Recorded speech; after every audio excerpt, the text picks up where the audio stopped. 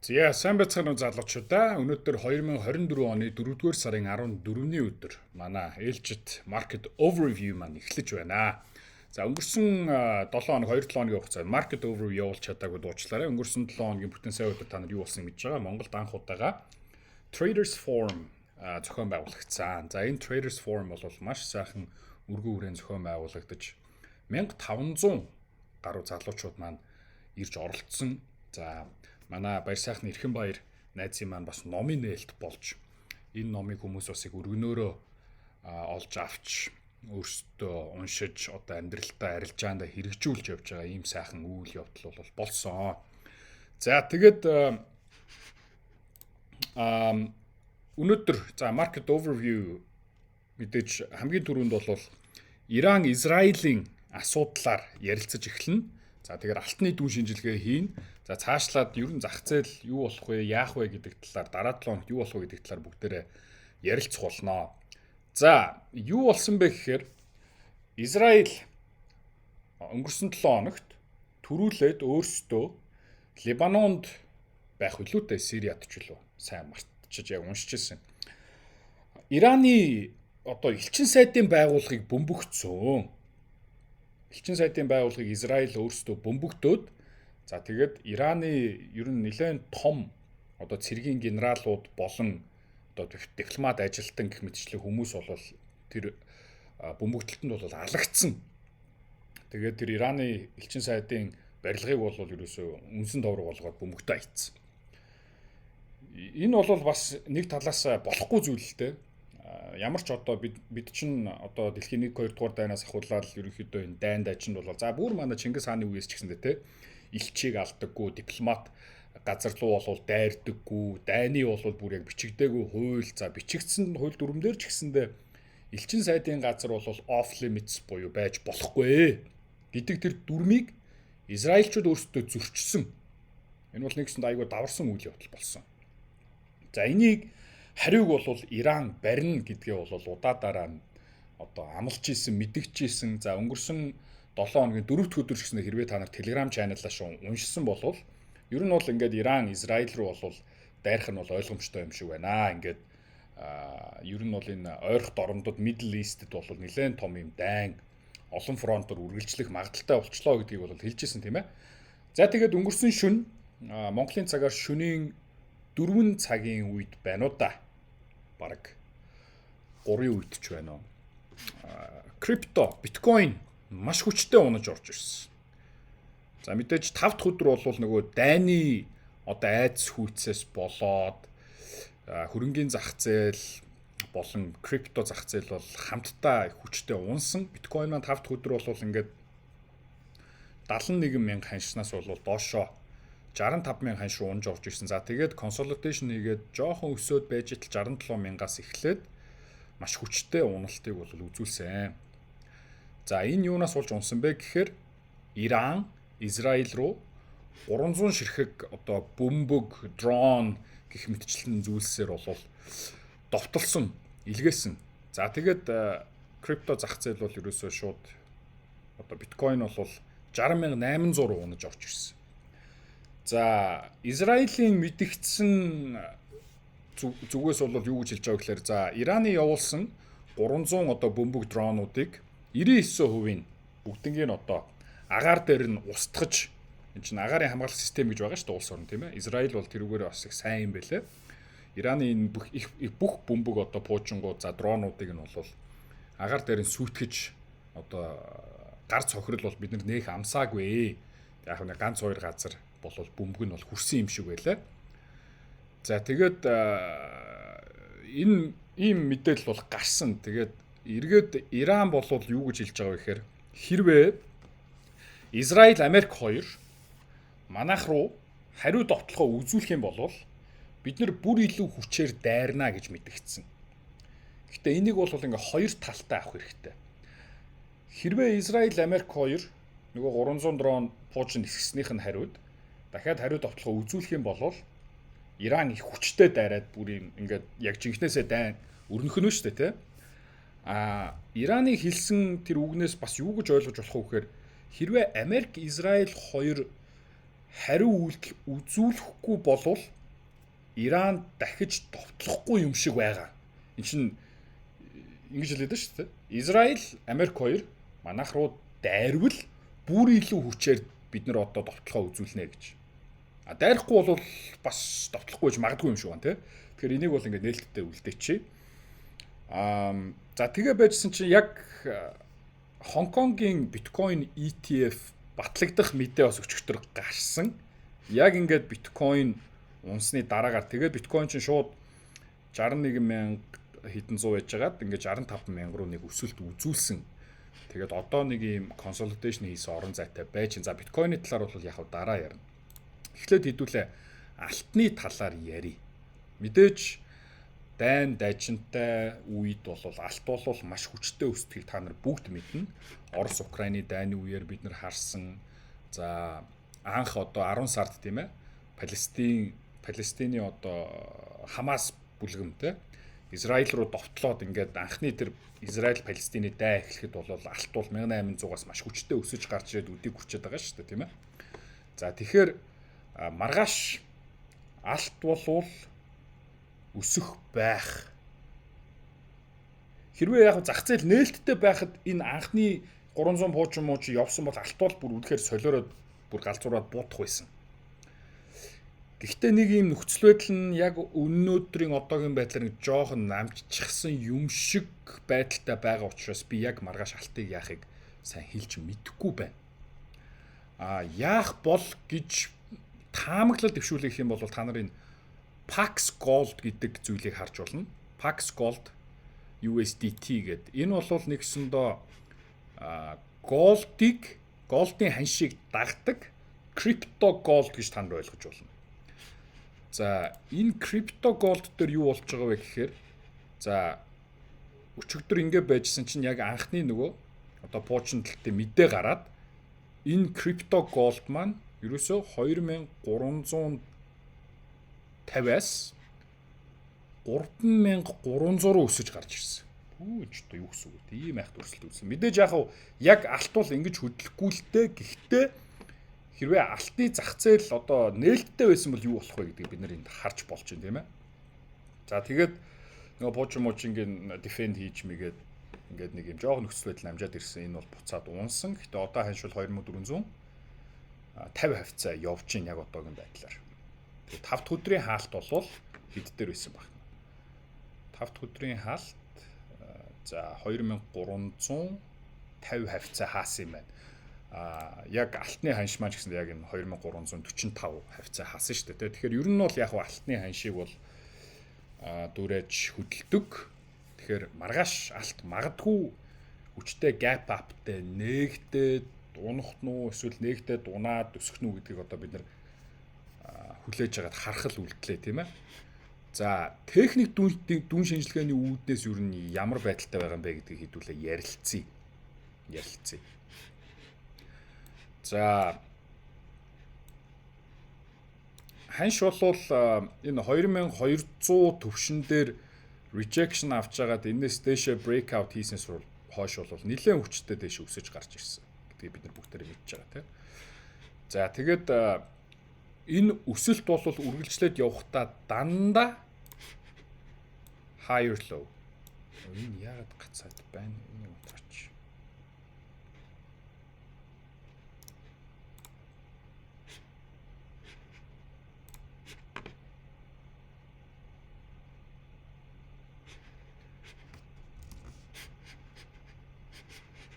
За дандаа higher low хийж өсөж явж байгаа тийм ээ higher low. За тэгээд дандаа бас higher high хийж өссөөр байгаа higher high. За тэгээд 5 дахь өдрийн Нью-Йоркийн зах зээл дээр бол хөрөнгөний зах зээл маш хүчтэй унаж ирэхэд бол алт дээшээгээ бүр 2400 ч одоо хэд үрсэн юм бэ? 2430 40 50 өөр exchange broker дээр арай өөрөөр ханштай байгаа. Ийм хүчтэй өсөлтийг үзүүлээд тэгээд буцаад бас нэлээд хүчтэй унаж орж ирсэн. Их хүчтэй юм савлгаал орж ирсэн гэсэн үг. Тэгээд би бол 5 дахьын хаалтыг юу гэж харсан гэхээр нэгд өдөр gapтай нээгдэх юм байна. Тэрнээс өмнө ер нь бол ийм селлерүүдийг бол нэлээд trap хийж өрхөнд оруулж авч байгаа юм байна да гэдэг ийм ханшийн байдлыг бол харж илаа. За яг техник зураглал болон key level-үүдийг авч үзье. За тэгж авч үзэх юм бол за мэдээж алт бол higher high хийчихэл correction хийж байгаа л за тэгэл higher low хийгээл өсөлт үзүүлээдсэн шүү дээ. Тэгэхээр 2300 одоо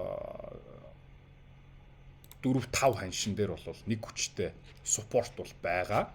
Энэ нь юугаар илэрхүүхээр өмнө нь ханш rejection хийжсэн эргэж буцаа шалгаад support аваад дэше өссөн энэ төвшин ирж шалгаагүй байна. Нэгдүгээр хамгийн одоо ойлгомжтой харагдах key level.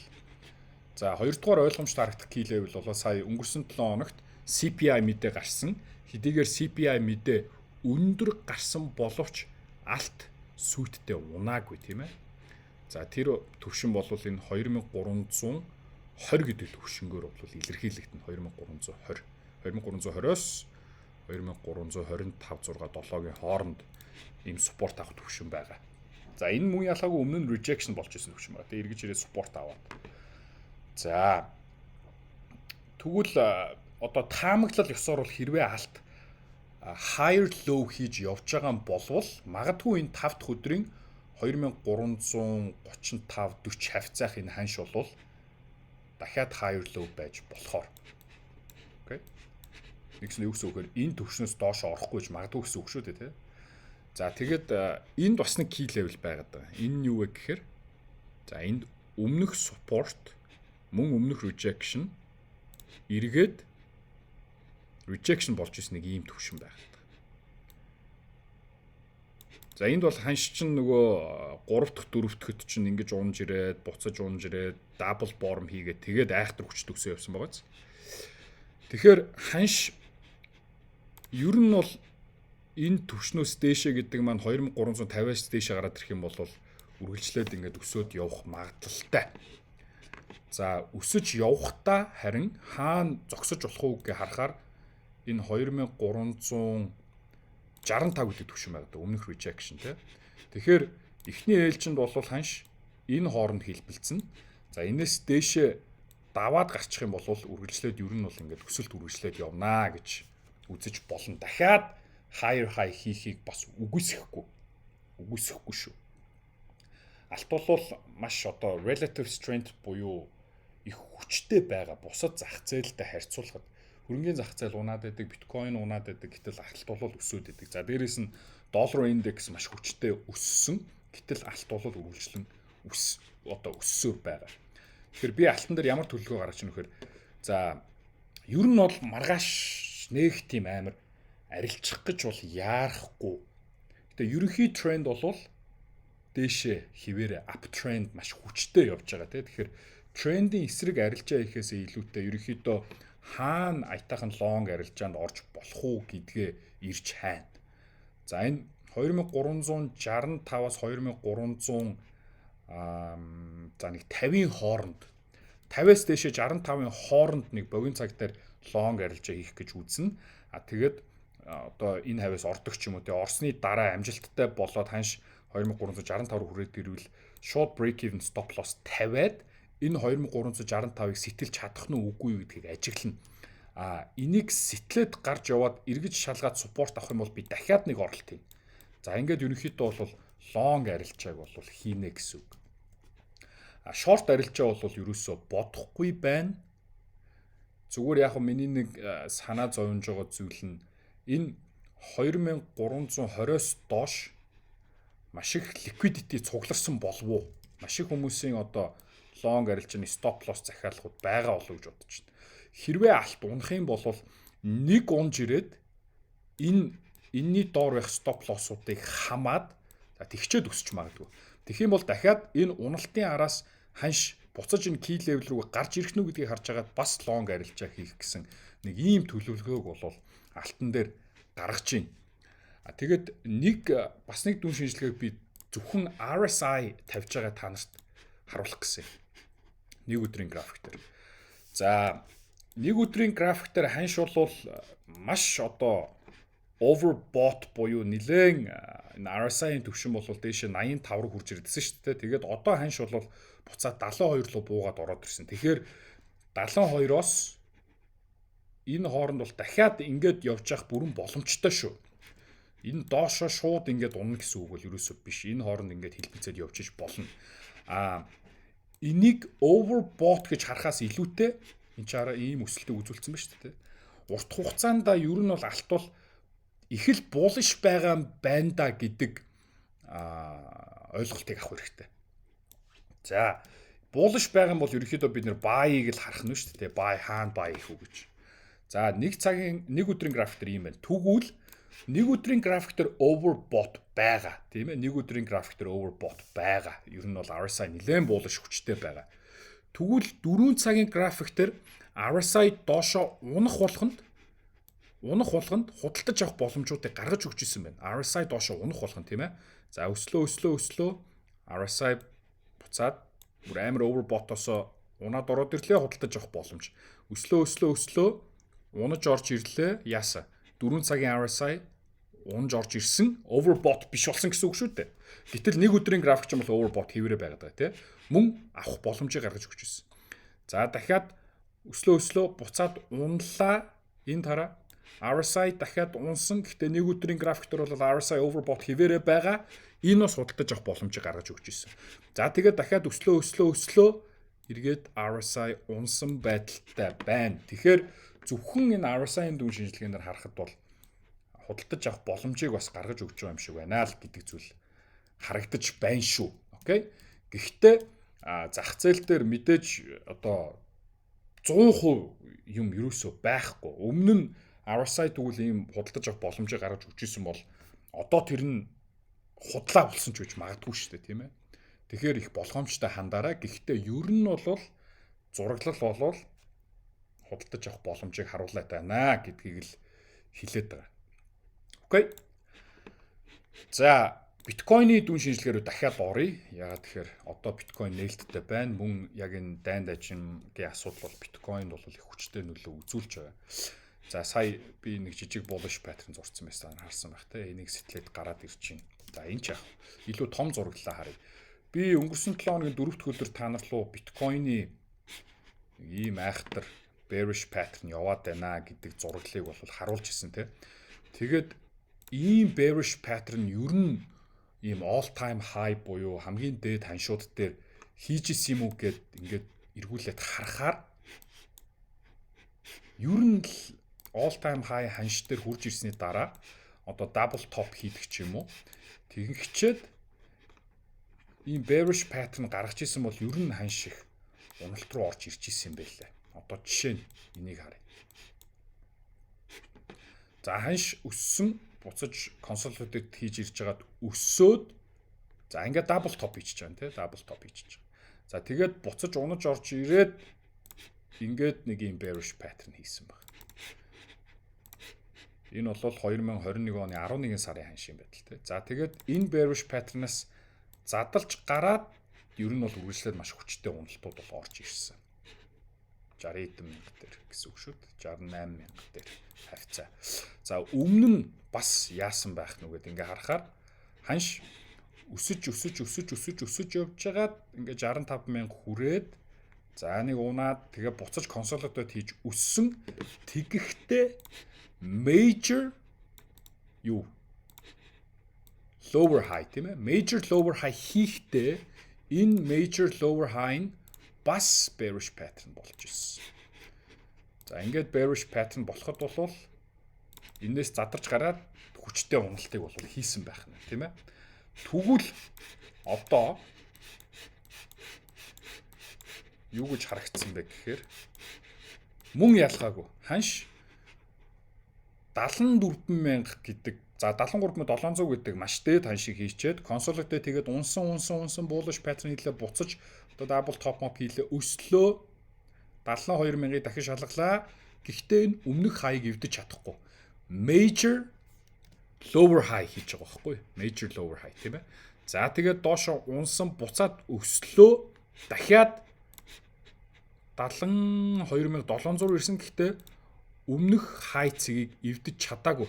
Дахиад lower high, major lower high. За яг энэ дээр юу хийсэн бэ гэхээр bearish pattern-ы 3 дахь орой болж орж ирсэн тийм ээ. A B C D гэдэг ингэж орж ирсэн байх. За тэгээд ханш унсан 67500 унсан буцаад өссөн. Гэхдээ буцаж өсөхдөө яасан? 71000 дээр lower high хийсэн. Lower high хийгээд эндээс шууд дамп орж ирсэн. Дамп орж ирлээ, унлаа, bearish pattern-ыг 5 дахь өдөр задлцсан. Тэнгүүтээ цэвэрхэн эргэж буцаж энэ bearish pattern-ыг шалгачаад доошоо унчлаа, тийм ээ. За доошоо унахтаа өмнөх ер нь 61900 гэдэг нэг support дээр ирээд ханш бол барьсан байна. Окей, барьсан байна. За би бол биткойныг юу гэж хараад байна вэ гэхээр за одоо яг энэн дээр за өчигдөр яг уу ингээд дайны байдлаас болоод ч юм уу магадгүй паник орж ирээд тэгээд зарлтууд бол их явагдсан байж болох юм. Одоо юунууд орж ирнэ гэхээр нөгөө том тоглогчид орж ирж, халимнууд орж ирж, ерөнхийдөө зах зээлийг жоохон манипуляц хийгээд тэгээд нэлээ их биткойныг өөрсдөө цуглуулах, ер нь бол нөгөө retail trader-уудын одоо мөнгийг ховх, сорох, алдагдал хүлээлгэх тийм манипуляцийн хөдөлгөөнүүд бол их орж ирэх болов уу гэж хараад байгаа. Юу гэж харж байна вэ гэхээр за ханш ингэж нэг өсөж байгаа юм шиг болсноо дахиад хүчтэй унах байх. Унахтаа энэ 59000-аас нэг доош орж ирж зүү татах болов уу гэж би таамаглаад байгаа.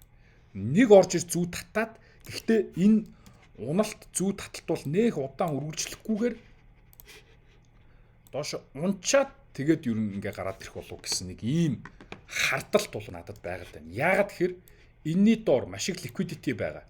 Энэний доор маш их liquidity байгаа.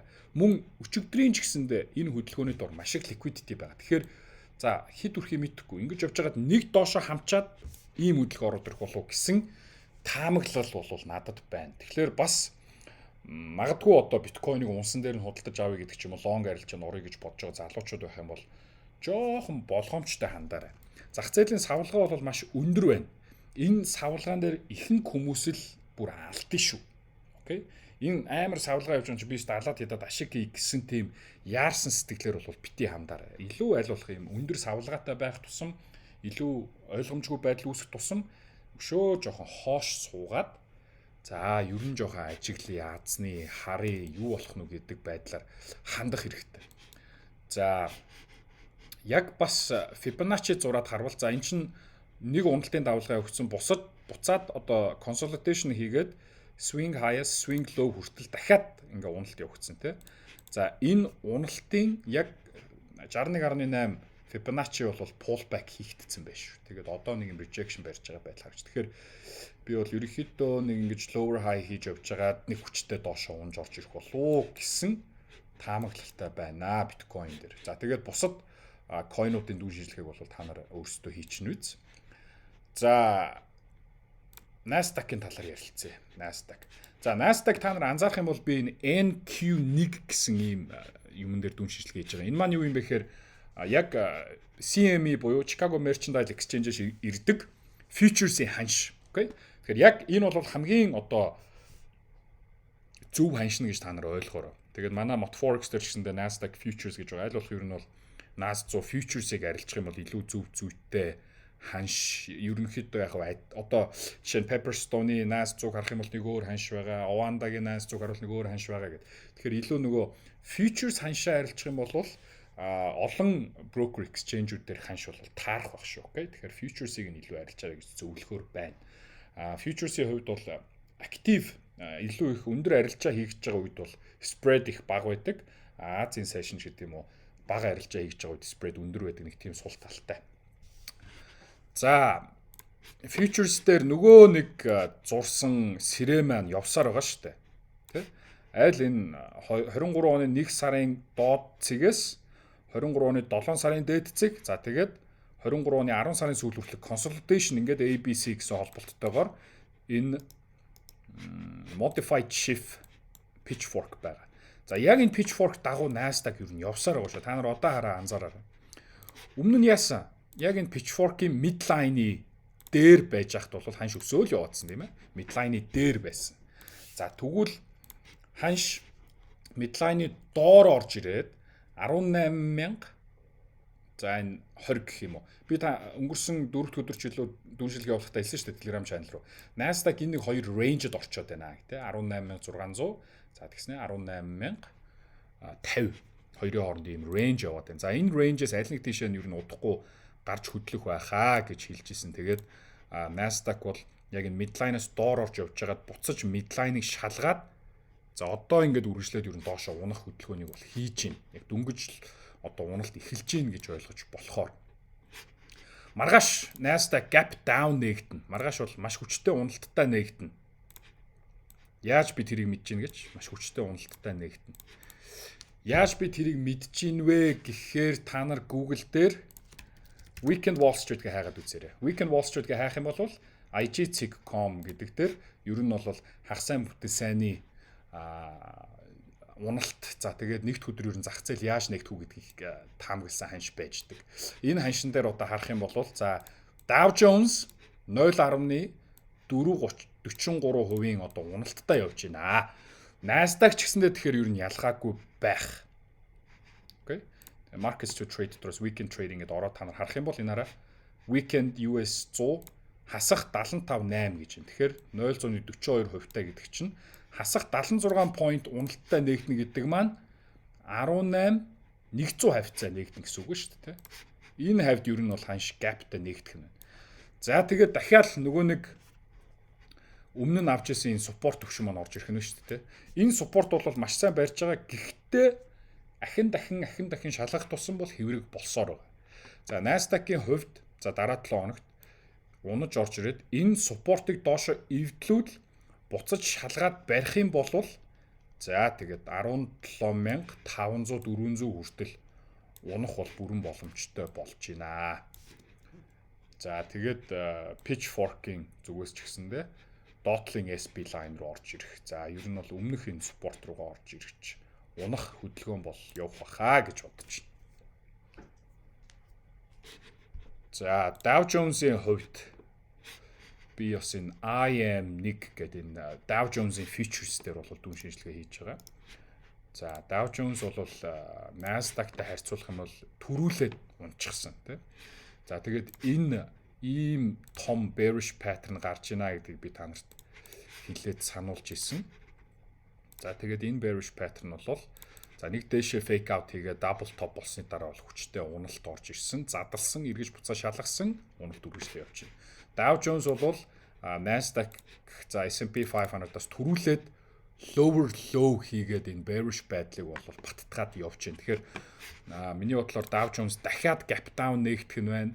За эхний одоо support авах төвшин энэ байсан бол энийг доошоо эвдээд орж ирэх юм байна. Тэгвэл ер нь бол дараа 7 хоногт үргэлжлээд энэ 37400 гэдэг хань шүү. Би энэ futures-ийн ханшаар ярьж байгаа шүү. Тэгэхээр та нар бас за cash index арилждаг бол өөрсдөө зургаад бас харьцуулаад харах нь байна. За тэгэхээр ер нь энэ 37400 руу унж ирэх бүрэн боломжтой гэж харагдаж байна. Окей. За доллар индексийн талаар ярья. Доллар бол яг одоо миний та нарт явуулжсэн зураглал таамаглал дагуу бол хүчтэй өсөж байна. За яагаад вэ? Тэ? Bullish pattern байсан, задалсан, өссөн, key level-ийг шалгасан, буцаад унсан, унахтаа дахиад bullish pattern хийсэн. Энийг бид нар юу гэж нэрлэдэг вэ?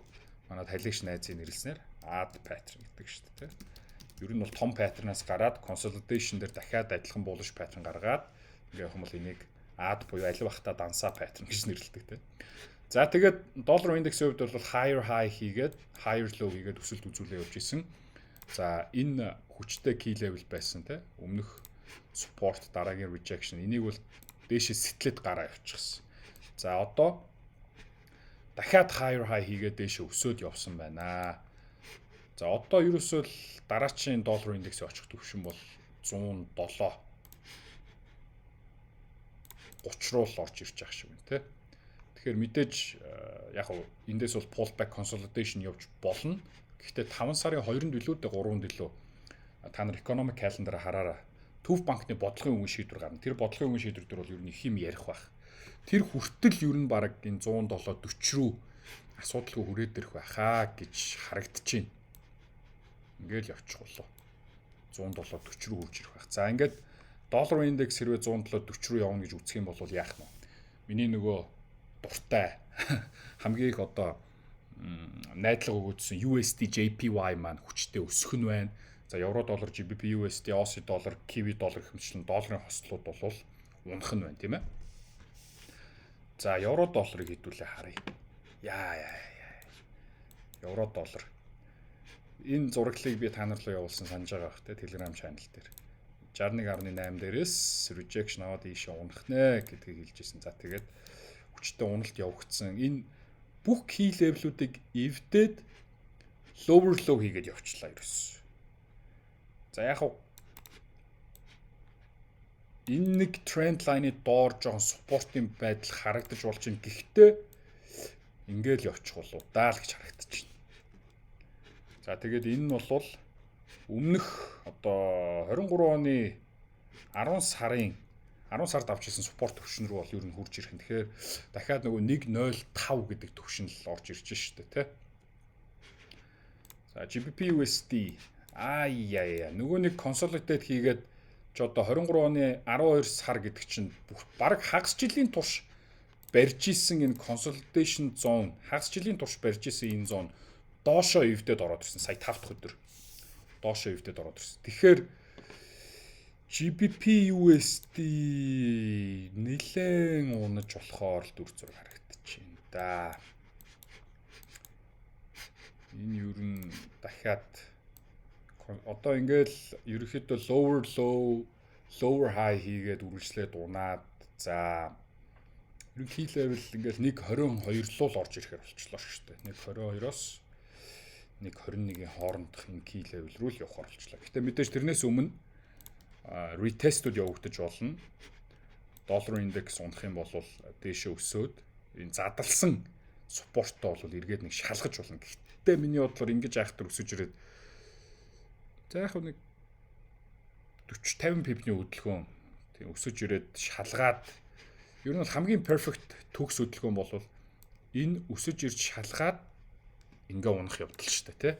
Тэгэх юм бол ийшээ хурж ирээ шалгах юм бол ер нь бол нэх юм бодоод байхгүй шорт арилжаа дарцсан байхад бол нэх алцахгүй болов уу гэж бодож байна. За миний хамгийн өндөр хүлээлттэй байгаа зүйл бол USD JPY хослол маань байна. За USD JPY би та нарт хэлчихсэн те. Ханш ер нь бол бараг сүүлийн 10-20 жилд байгаагүй дээд ханш дээр хурж ирсэн. Ягаад тэгэхээр йен унаад байгаа. Дээрээс нь доллар өсөд байгаа учраас эн чинь хоёр давхар эффектээр бол өсөлтийг үзүүлж штэ тийм ээ. За энд өмнөх хай төвшин өмнөх хай төвшнийг ирээд энд шалгаад энд консолидейт хийгээл байгаадсан. А тэгэж байж байгаад нэг хөдөлгөөнөөр шууд дэшээ сэтлээд гараад ирсэн.